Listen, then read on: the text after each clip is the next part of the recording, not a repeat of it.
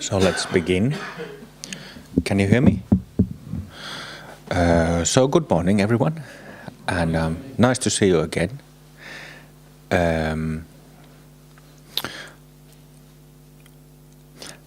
Since last November, when we started here, I think we've had 8 or 9 events in UK and Ireland combined.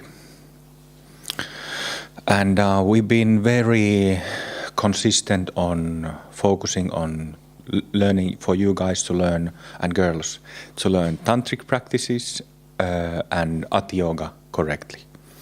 Also, I've talked about, answered a lot of your questions and given some talks on emptiness, other things, and then thinking about this like a annual retreat cycle that we have also in the forthcoming years. I thought that it would be good to mix it up a little bit so that we are not doing the same thing from retreat to another. And so this weekend and the summer retreat next month, we will do the same. We will do different practices based on the same principles. So, what I thought for this weekend, and which is really important, is to learn how to use one's voice, to learn how to recite. So we will recite quite a bit this weekend, and also I wanted to introduce, after a long time in our Sangha, in our practices, I wanted to introduce something, reintroduce. And I will tell you what it is. How many of you have heard of Bhakti Yoga? Bhakti is a Sanskrit word that refers to devotion and loving surrender. That kind of yogic approach, having love. It can be just love without a object, without a support, without a god to show love, or without a guru to show love, just love. Lovingness.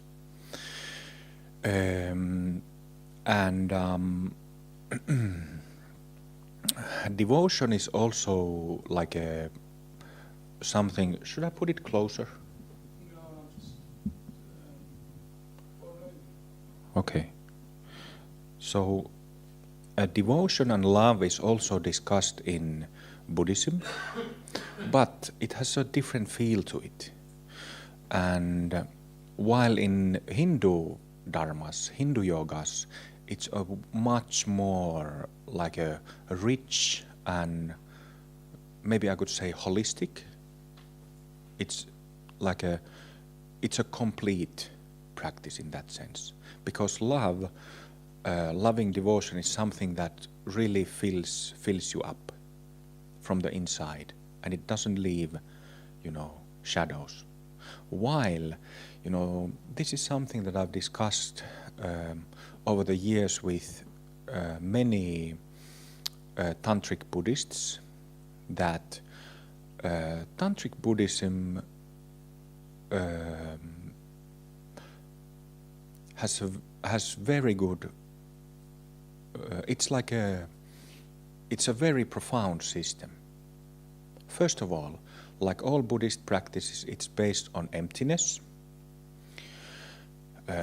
All the deity practices, guru yogas, of course Ati Yoga, it's all based on emptiness, right? So emptiness is the basis of all Buddhist practices, but also Tantric Buddhism, where deities and gurus are meditated,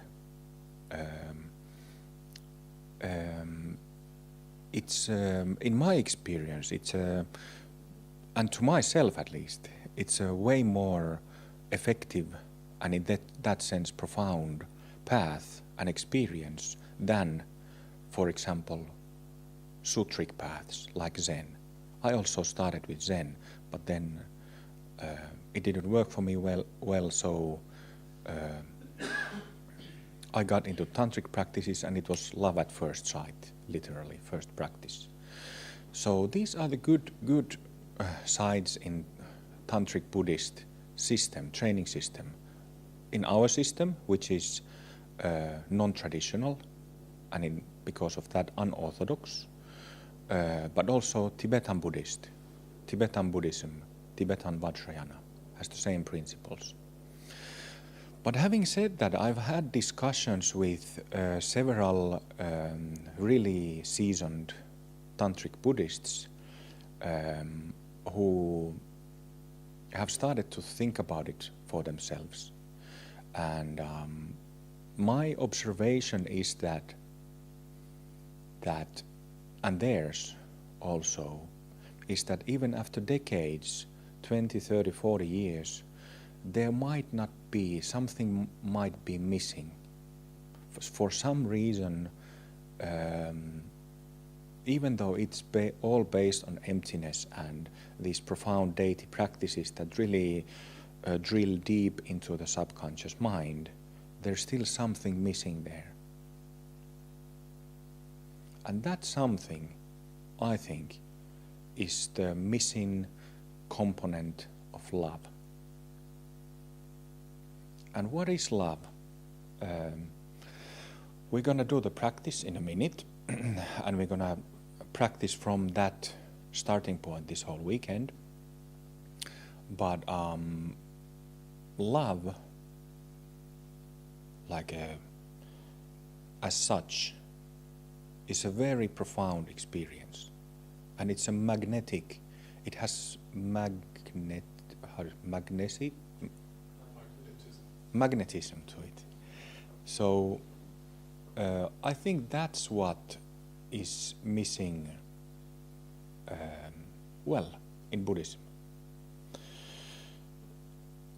So when we cultivate this love that is engaging, like really engaging, that it really, it comes from deep, from the core of our being, from the core of our heart, from the core of our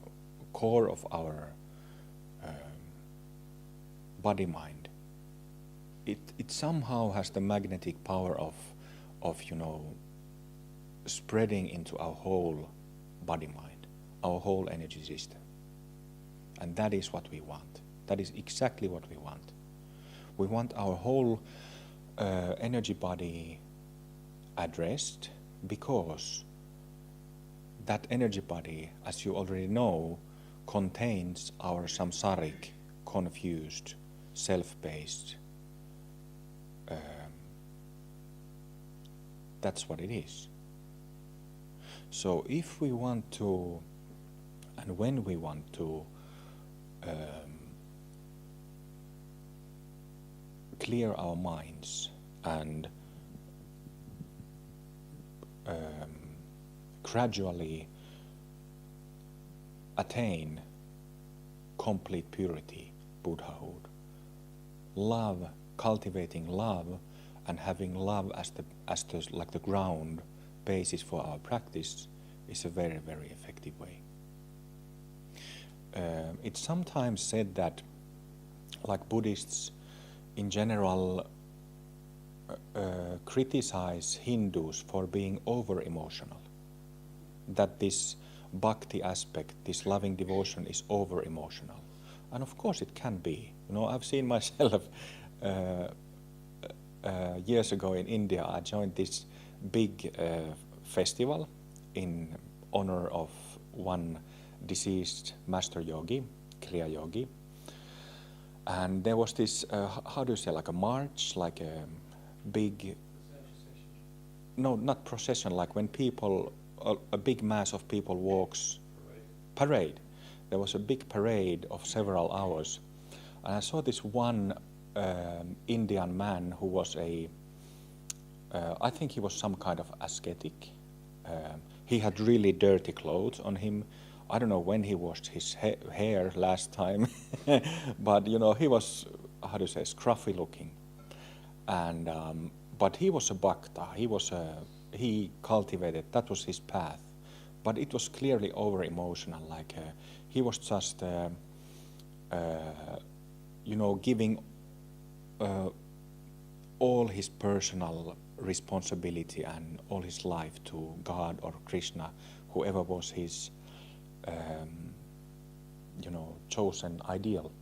I saw him rolling on the ground. You know, dogs and cows take a piss and do their,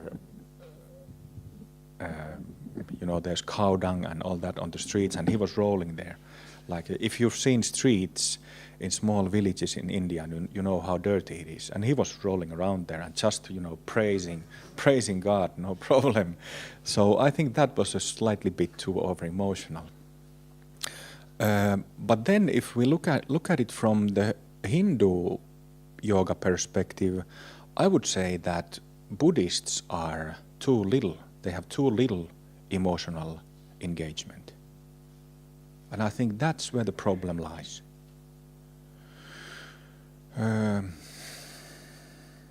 Until 2014, the main practice in Open Heart Sangha was a Kriya Yoga system called Sundara Kriya Yoga.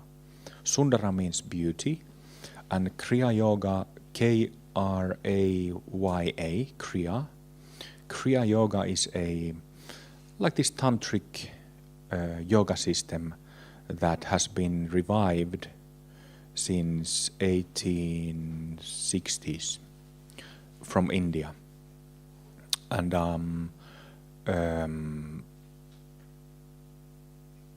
so that was the system that we practiced until 2014, since 2008 when I started teaching.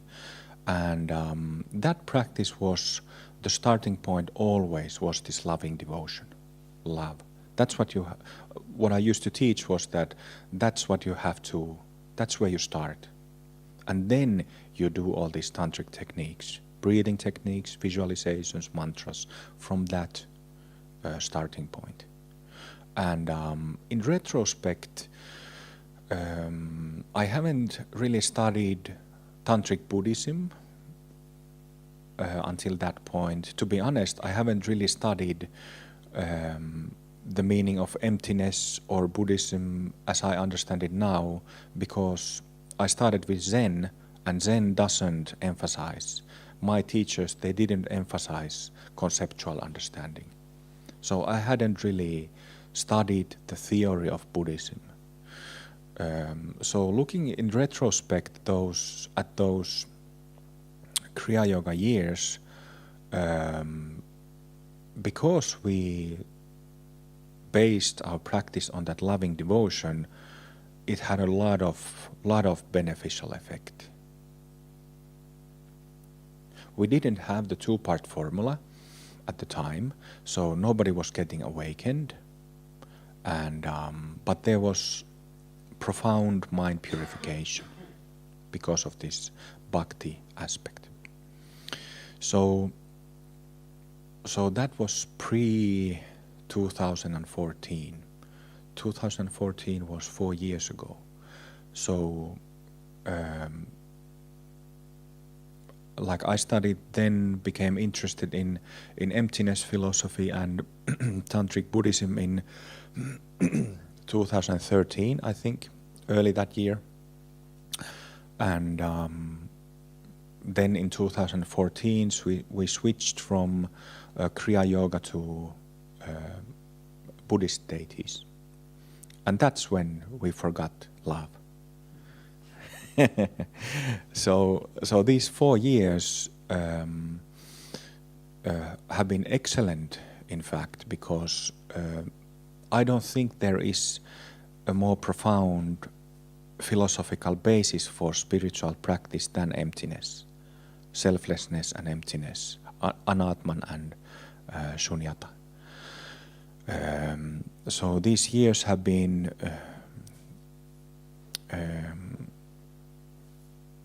very educating, very maturing in that way, but now coming back to love,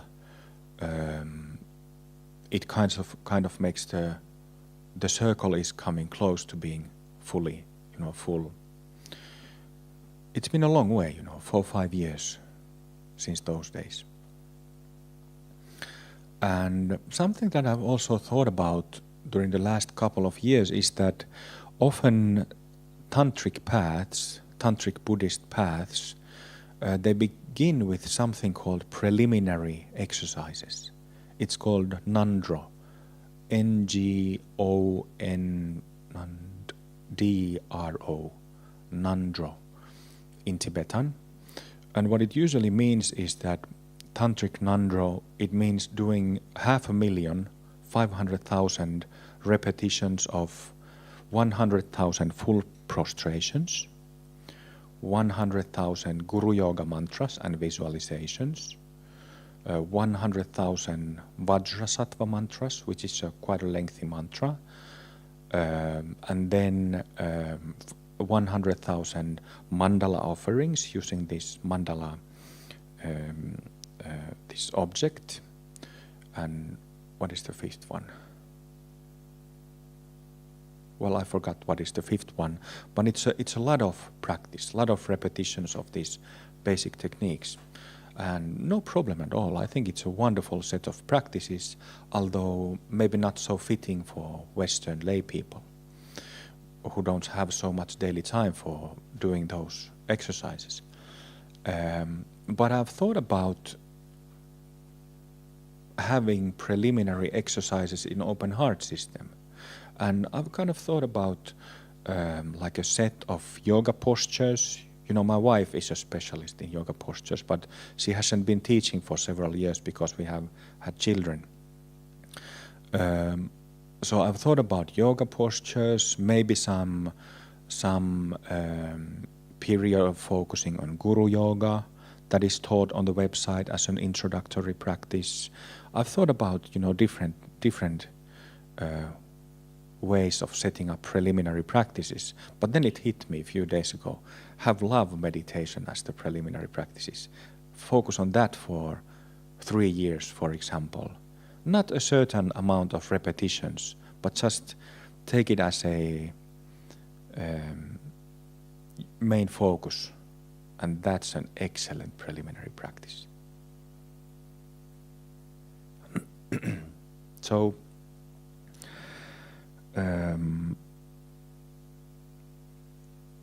today and tomorrow we will do these bhakti meditations, just love alone, meditating what that love means.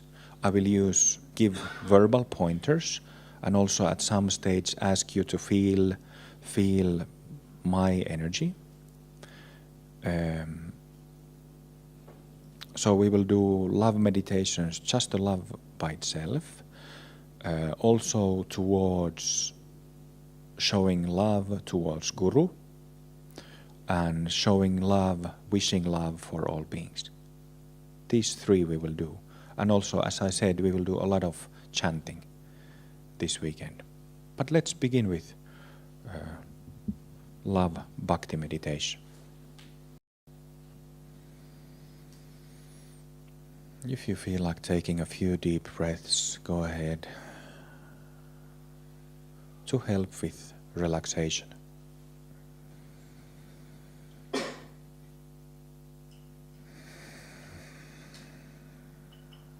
Releasing tension, stresses with exhalations.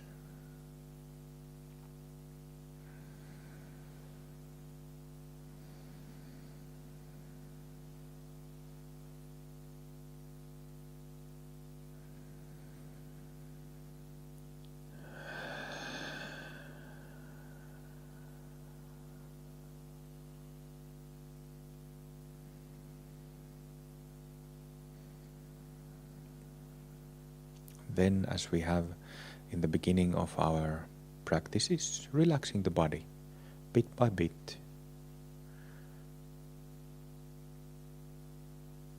part by part, letting this inner spaciousness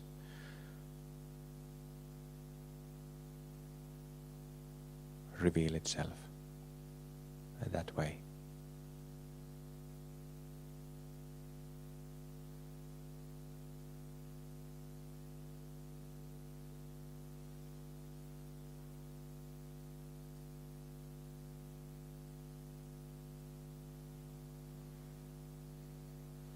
Close your eyes.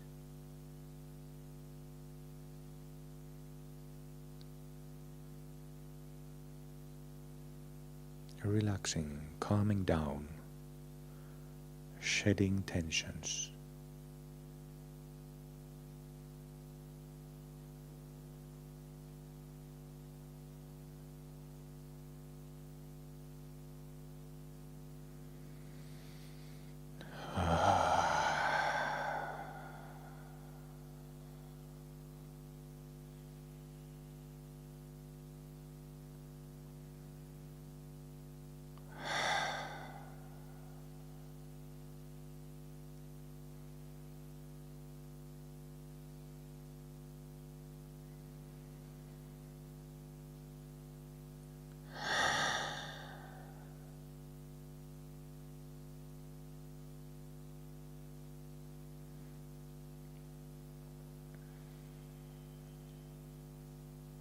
For a few minutes, letting your body relax, and as you already know very well from all the previous training retreats, this spaciousness reveals itself, spaciousness of awareness that knows itself, is self-cognizant, without me or you or anyone in it,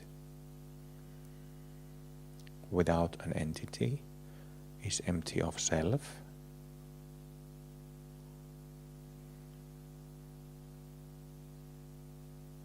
which is alive, brimming with life, like a rainforest, and is also stable, immovable, like a mountain.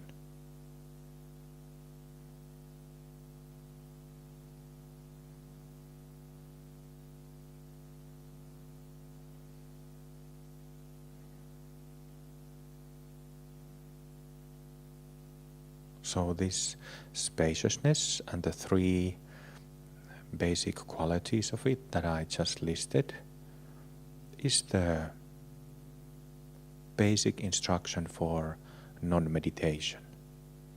Dzogchen Ati Yoga.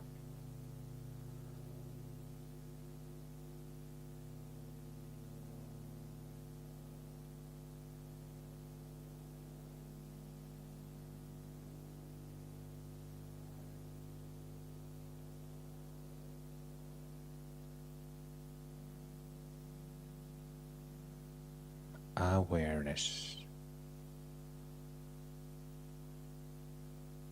Awareness.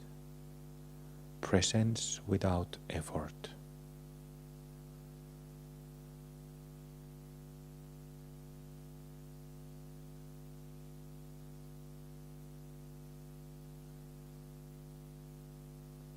Mind states can come and go, but this basic space stays. Basic space of knowing.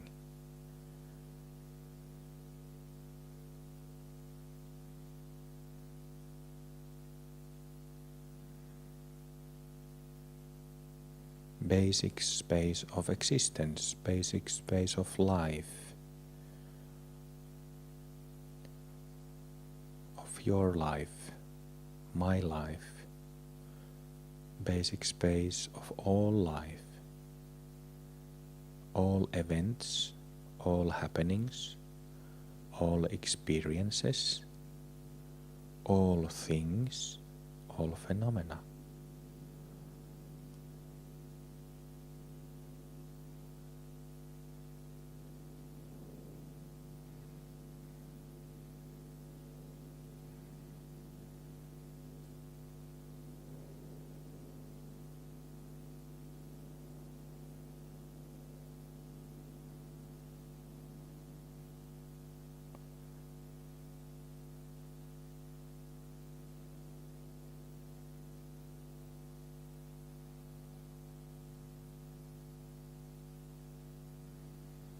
let your body relax into it.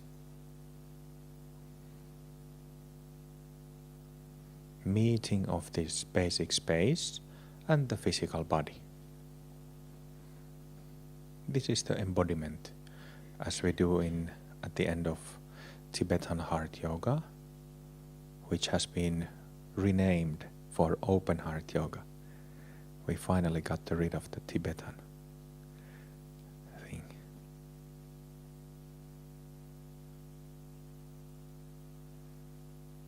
Meeting of awareness and the body.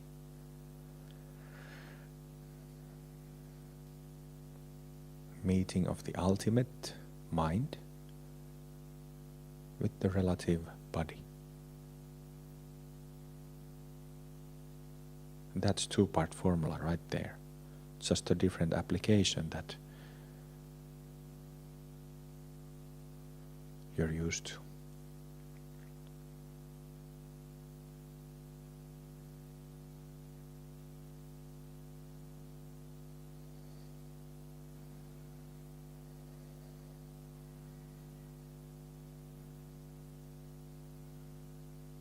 It is already there in the muscles, bones, cells, and particles smaller than cells in the body. But because we have this circus, samsaric circus, habitual stuff going on in the mind, it clouds our true nature, as you know.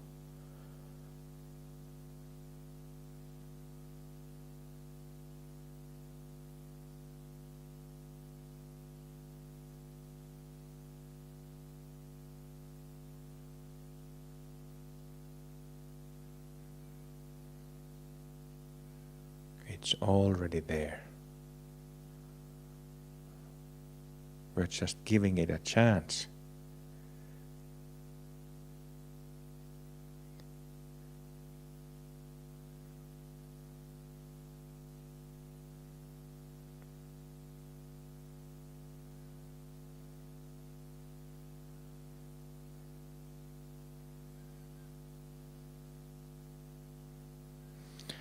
So if we give this chance for our true nature by ourselves, our self-entity stepping aside and giving our body and mind to it like that, that's called spiritual bypassing. On the other hand, if we give the true nature a chance by meeting it with all of our habits, emotions, thoughts, including the self-thought, all of it, that's called vipassana. That's Buddhist practice.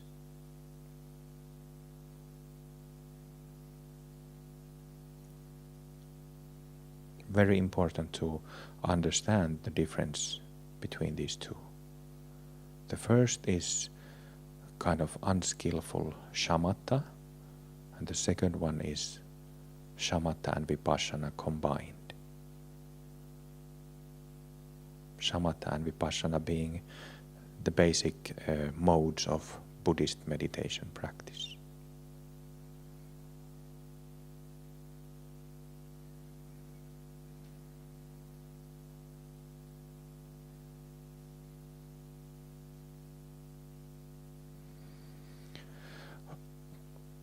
Okay, so open heart being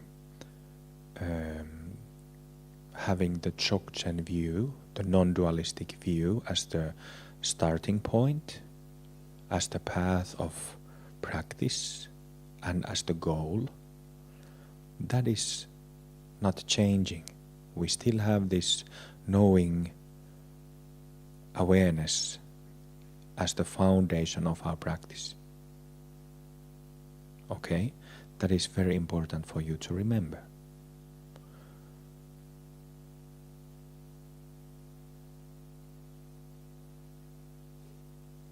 And now, from this basic space, I think it's better if you have your eyes closed.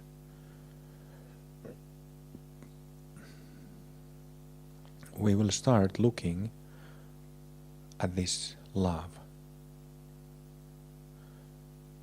So it is an emotion, it is an energy.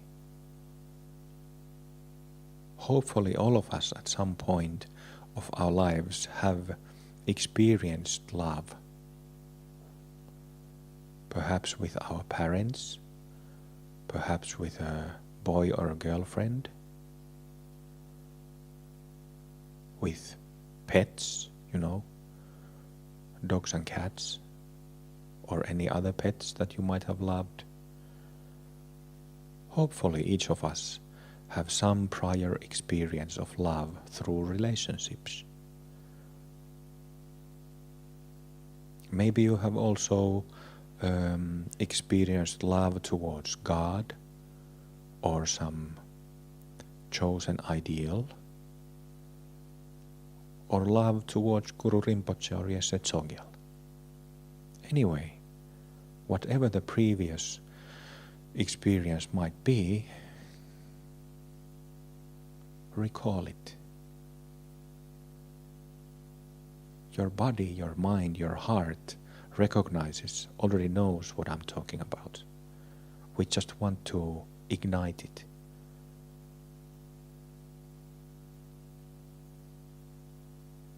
You can say to yourself, silently in your mind, love, love,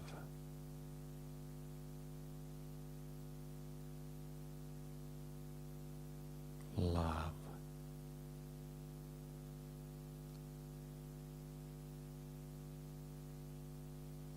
Love. The word, the concept of love relates to the experience, like many other words.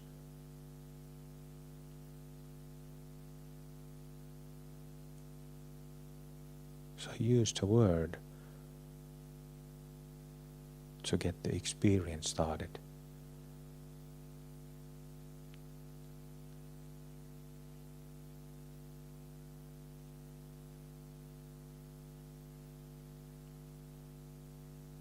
Love.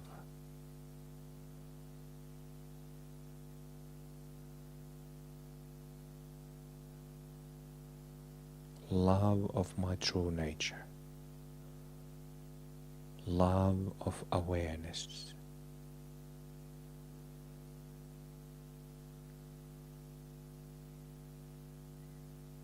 Heart love.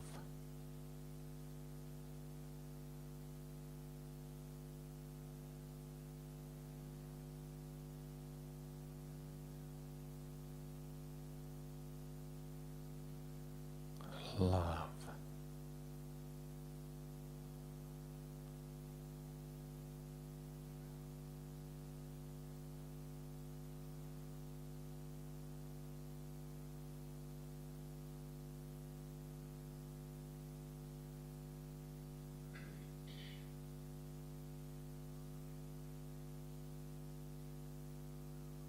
You don't have to try too hard.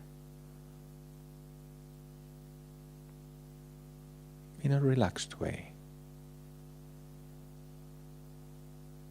Trying too hard just clouds it.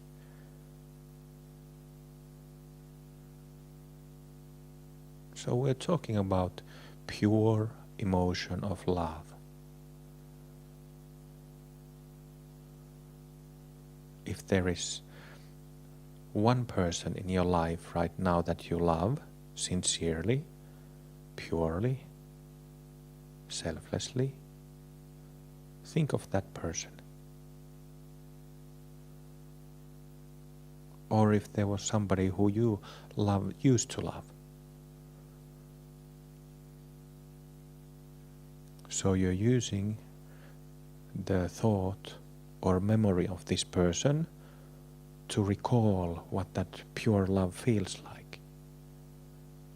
And then you can forget that person and just have that pure emotion.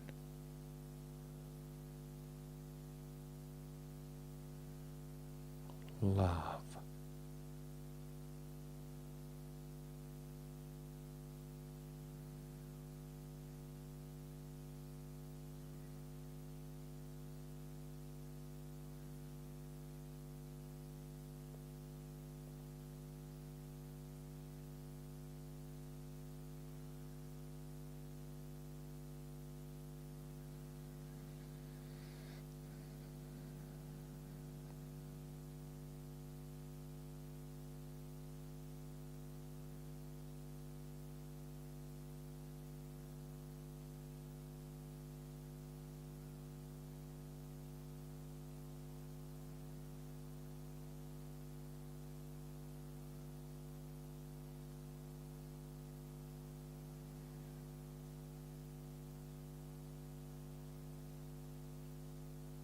Next,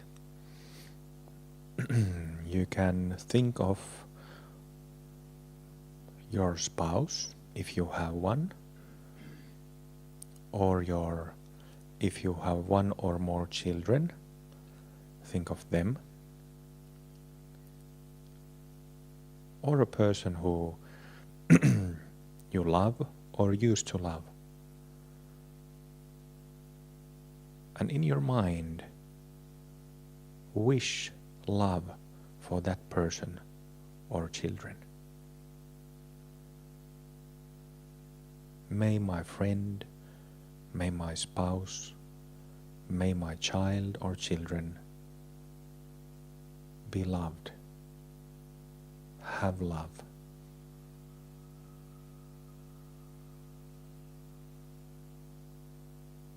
A sincere wish.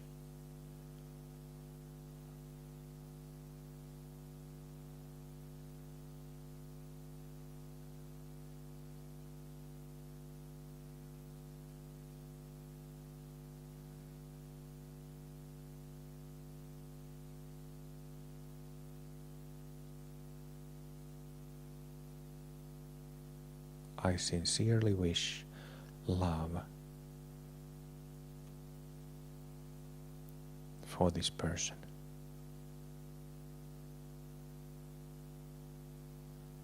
May he or she be healed, be caressed, be embraced, and be illuminated by love.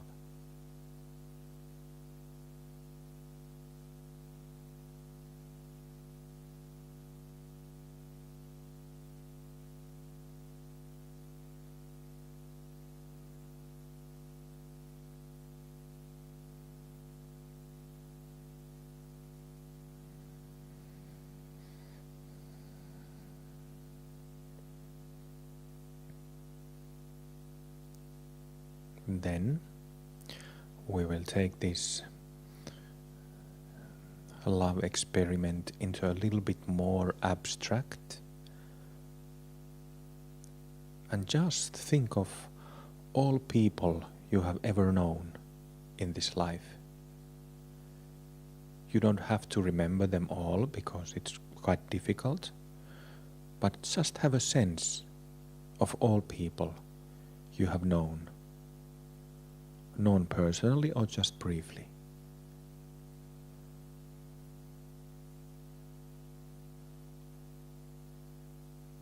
And wish these people love.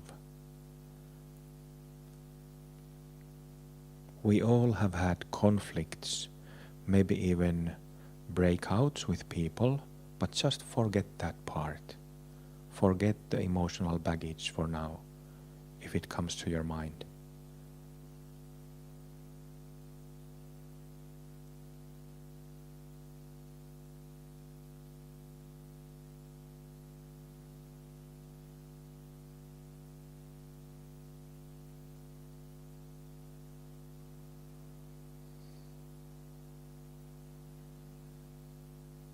May all these people that I've ever known have love, be loved.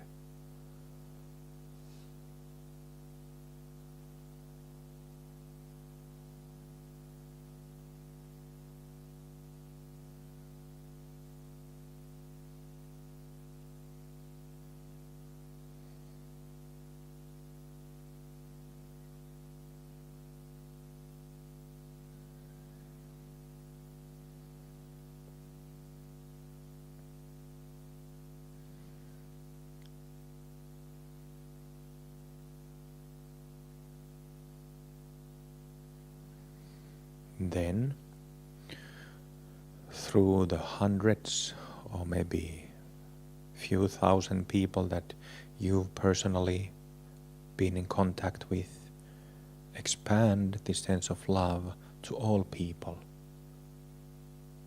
on earth. It becomes a little bit more abstract, but still it's all people, which is a concrete idea.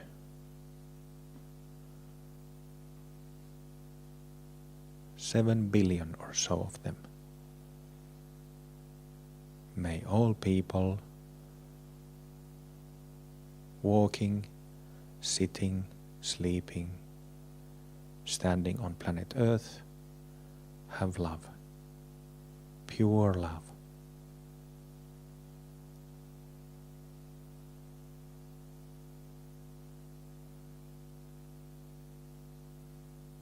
All people, good people, bad people, everyone.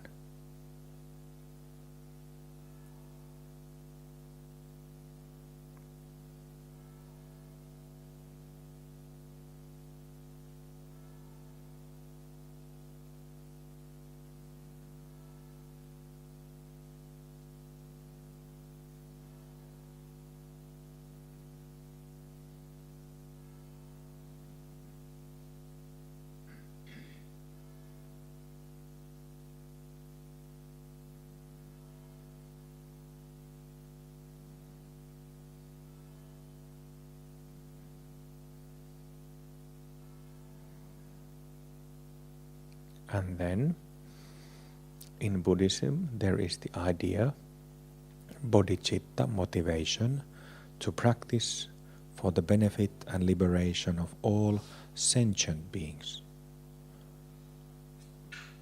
Sentient beings, all of them, it means not only people, also animals, plants, earth, other planets, subtle beings, meaning beings who are not in the physical body or physical form,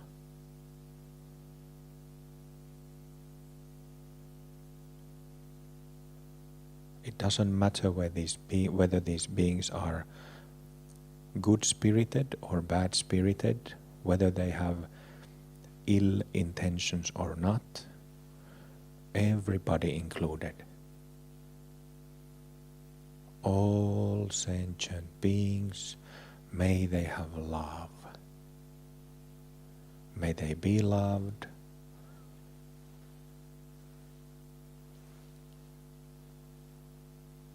May they be loved.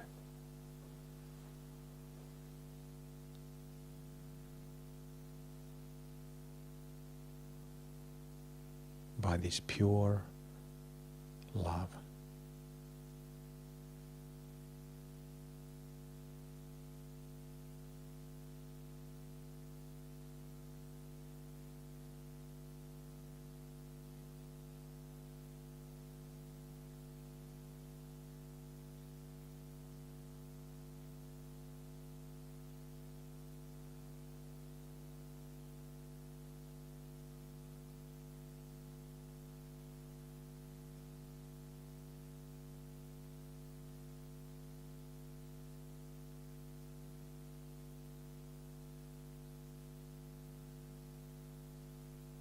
All sentient beings in all directions.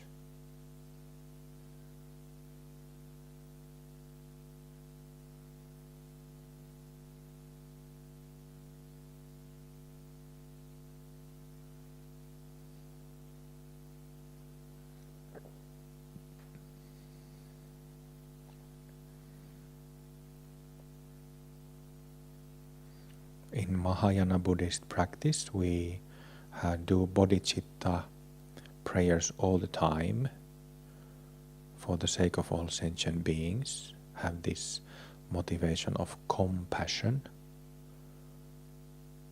sort of like being together, sharing with all beings. But when we do this, have this bodhicitta from love, it sort of glues it together, doesn't it? Becomes much more dynamic.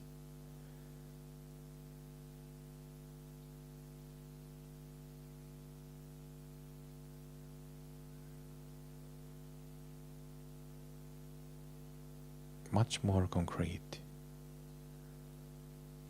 much profound, much more touching, much more meaningful.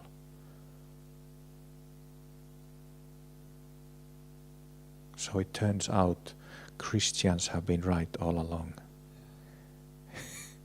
Because it's a little joke, Christians talk about love, Buddhists about compassion.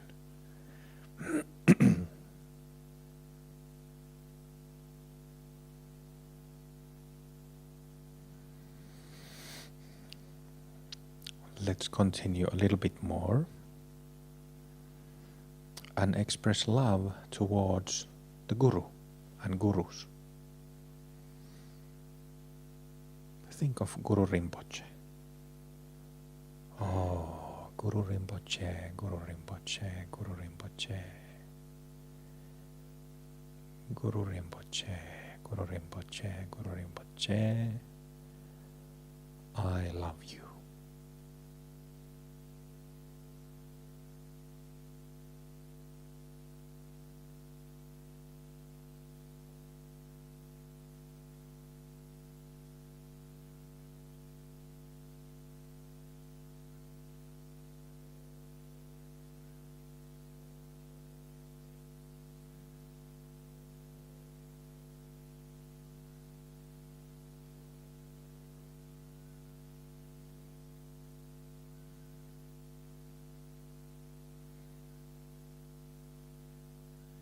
Even if it feels strange to say I love you or express love towards the Guru, fake it to get it going.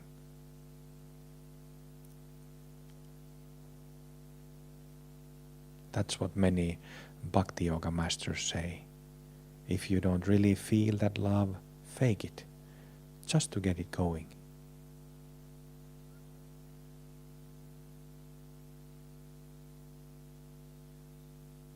I love you, Guru Rinpoche.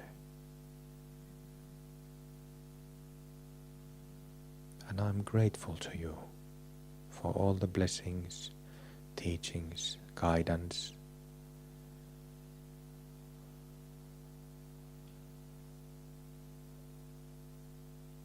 With love, I thank you.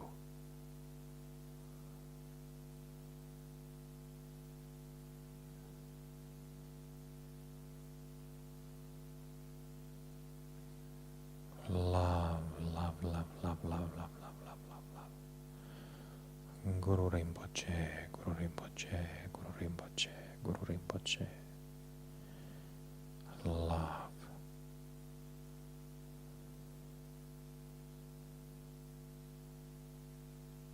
Deep from your heart, express it so that it moves your being, that it's not merely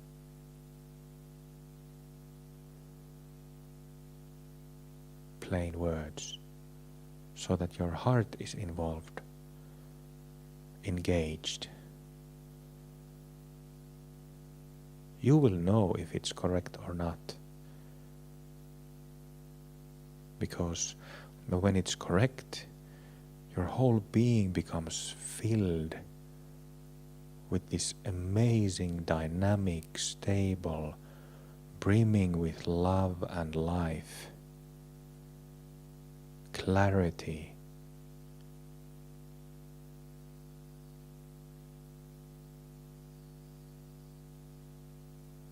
Yes.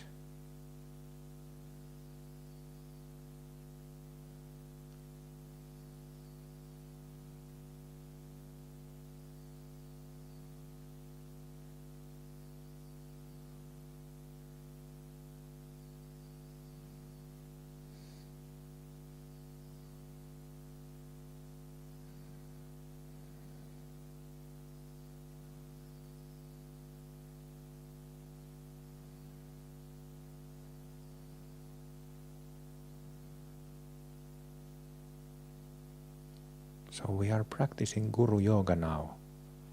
It's the same Guru Yoga which we have done all year. The only difference is how we open up our emotional openness, emotional engagement. That's the reason why this is more profound.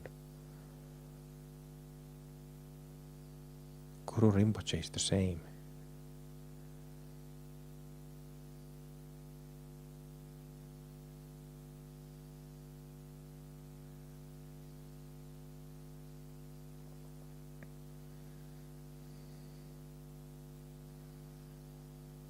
Maybe in your mind you want to sing a ballad for him, sing a song for him, just because of the joy of it. It often happens to me. In my mind I start singing Namo Guru Guru Rinpoche, Namo Guru Guru Rinpoche, Namo Guru Guru Rinpoche, Namo Guru Guru Rinpoche.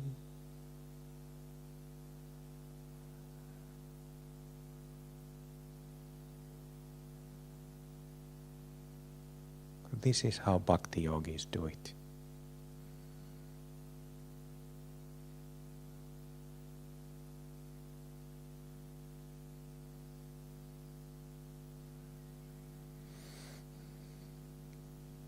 The clarity of cognition has stayed all through these different stages of the exercise. That basic knowing.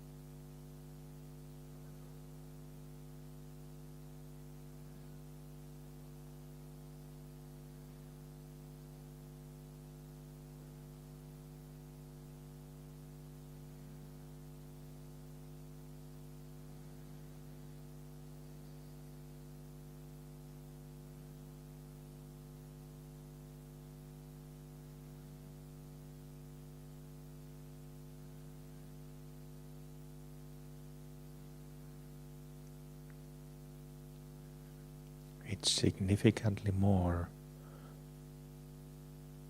profound practice, isn't it? And it's so simple. It's too simple.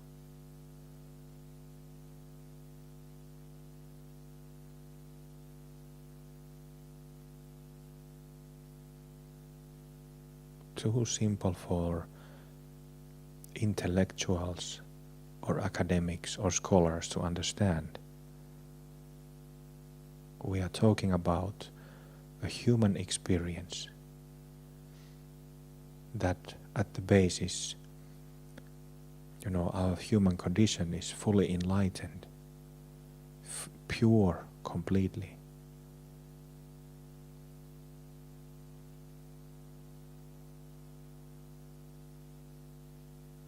We are not talking about theory. We are talking about solving our problem of confusion.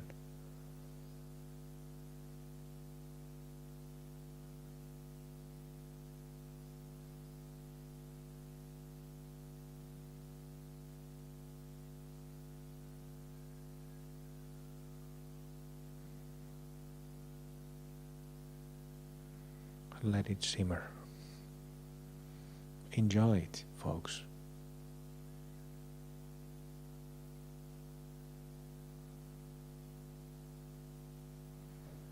So when you ignite this bhakti, this devotion, whether it's towards people you know, people you knew, or all beings, or the Guru, once you have the experience, then just ride the wave.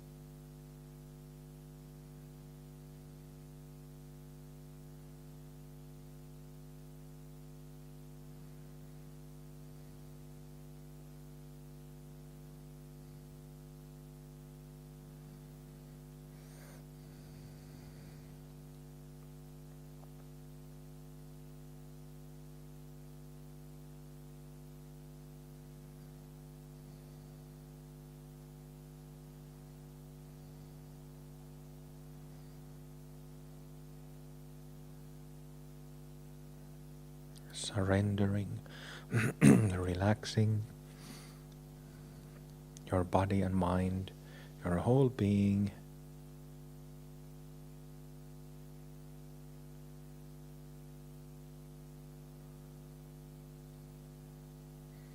Relaxation and surrender are very close to each other. But relaxation is, just relaxing, releasing tensions, while surrender is open, is receptive, can receive. In this case, can receive the blessings of the Guru.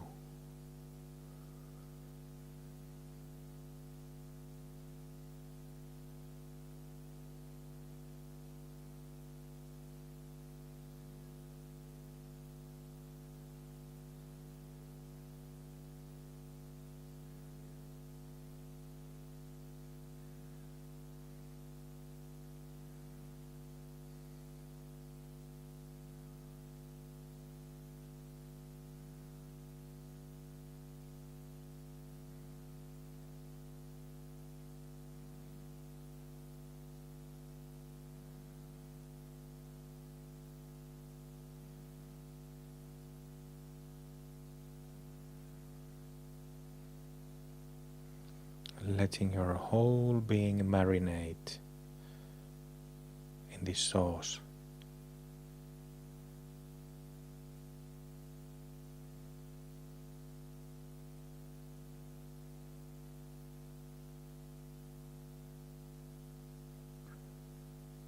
If you feel sleepy and the muscle pumping with fists doesn't help, stand up for a moment.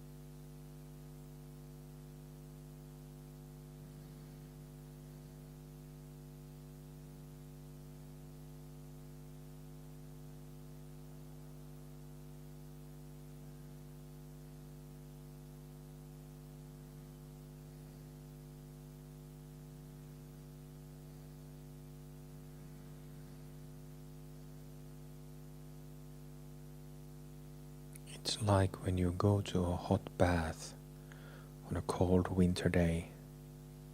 You just surrender for the warmth of the water. That then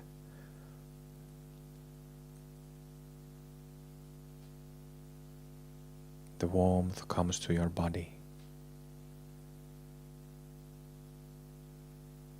penetrates the cold body.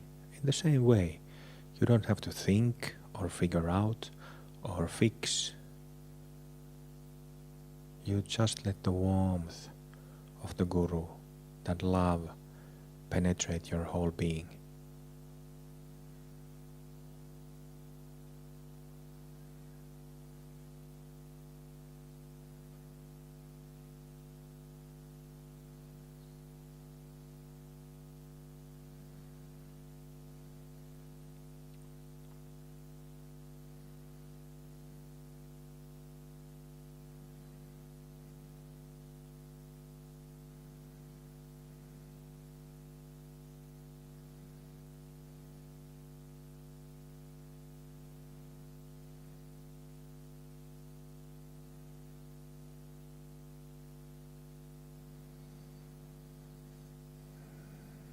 Thank you, Guru Rinpoche. I mean it.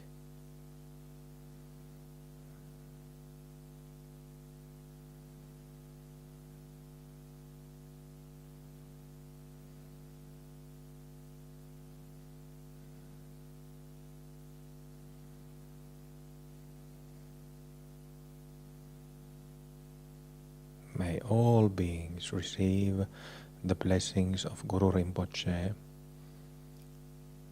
of all Buddhas, of all masters, Mahasiddhas.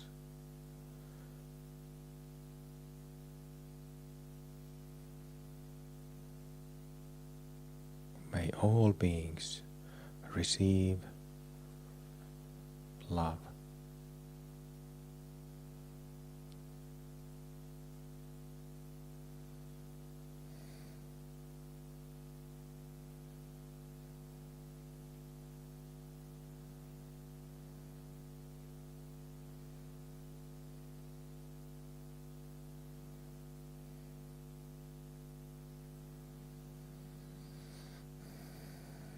Feel your body, embody a little bit for a minute.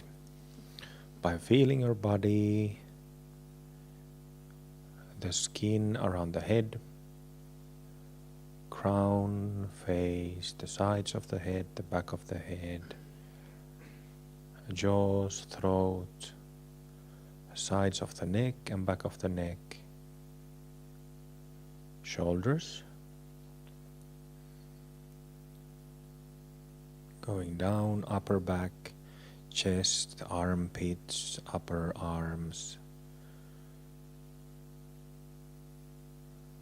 going down to the midsection, belly, sides, mid-back, lower back, elbows, lower arms, wrists, palms, fingers, fingertips, even nails, buttocks, genitals, pelvic floor, hip joints,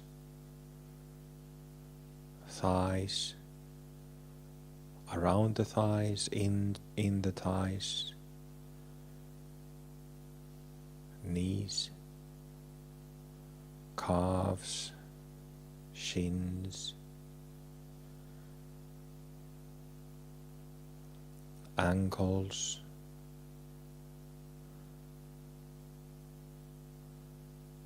the heel in both feet,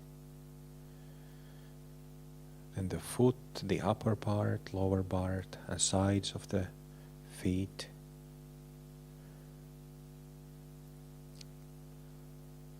balls of the feet,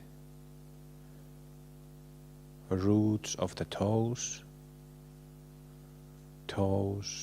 tips of the toes, and toenails.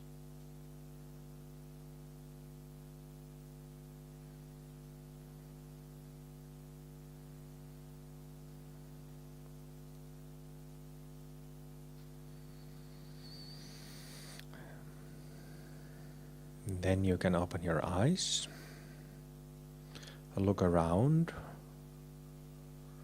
from this basic awareness infused with some warmth and softness of love. You can create some small movement in the fingers, not leaving this basic awareness with love. Move your toes, face,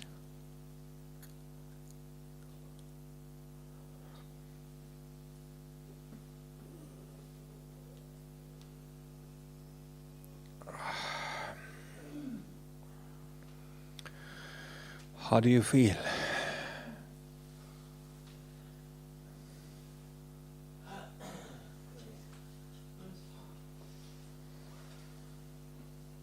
Was it good? Was it of any use? Very fresh, very warm. So Yeah. It sort of feels like a good analogy for it would be like working physically hard for a day, getting sweaty and then drying, again getting sweaty and then drying, and then in the evening you take a really good wash, like a bath or something, so that you become very clean. That cleanness, but from the inside, it washes from the inside out. An openness to the chest area very much.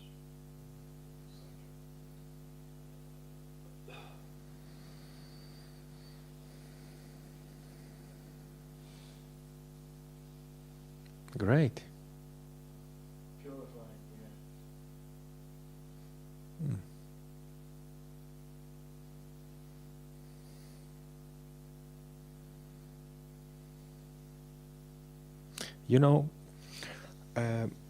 I joined a Dzogchen retreat. The reason I mentioned this is because I had never heard of it, but when I heard it, it's kind of obvious. But I joined in April. I joined Tsokni Rinpoche's retreat in UK, 6 days, and he mentioned that, like, he's a famous Dzogchen teacher, and his father is considered one of the greatest Dzogchen masters of last century, of modern times. So he mentioned that he knows, like, professional yogis there in Nepal, Tibet, somewhere there, who have spent many years in retreat. All they do is practice, for years and years. And he said that he knows Dzogchen practitioners like that who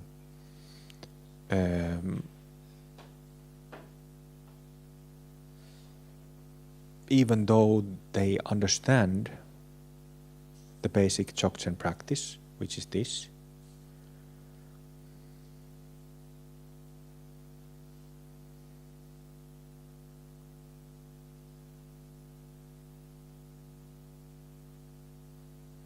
but for some reason they have ended up not addressing a lot of their emotions. So they have ended up in spiritual bypassing, right? And I think it's possible, if you just sort of like float in that basic awareness, in that transparency of it, which might not have any emotional feel to it. I always mention these three basic qualities of the natural state: cognition, aliveness, and stability. But if this aliveness somehow is missing, and you're just in that mirror, jewel clear clarity, not much might happen in our subconscious mind. And that is, of course, that's a faulty practice. It's no good if the samsaric baggage is still hanging there somewhere. But I think this, introducing this love, because it's like glue. It's magnetic. It's just, how do you say? It seeps. It makes this, when you practice non-meditation, Hatha yoga with that emotion, it's a very different experience. It's a more profound one, because this love, it reaches these nooks and corners. And the same with Guru Yoga, like you just experienced. I understand that this might be the first time some of you have done anything like this, and it might take a few sessions, a few weeks, maybe a few months to get that love really going. But I think that also at the same time many of you got the experience that, okay, this is like this really meaningful little twist on the main practice. And the reason is, as I said, because it's magnetic.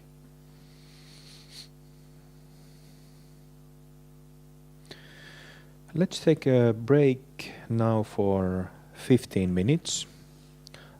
Continue at 10:30, and then we will start chanting mantras, and we will put all the chairs and mats in a big circle.